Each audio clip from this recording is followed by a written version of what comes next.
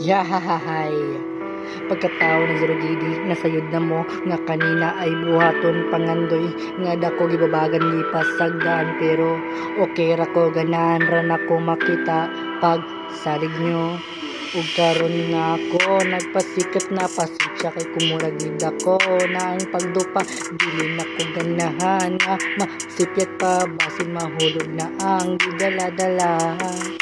Pangalan apelyido asaran na kung ang tibok pamilya kay bali wala mang daot aron na ay ikatabre pus pamati kay para ninyo ni dako man akong ulo kay karon nakahibalo nasayop sa batas sa inyo nga di mao kung ganahan mo yuko ko pis mo tahod mo kay ako mo respeto kung sa bagay timanin nyo ni dako pero salamat sa atiman nyo huna-hunaan na lang nga way nahitabo basin pa di ay makalimot ko.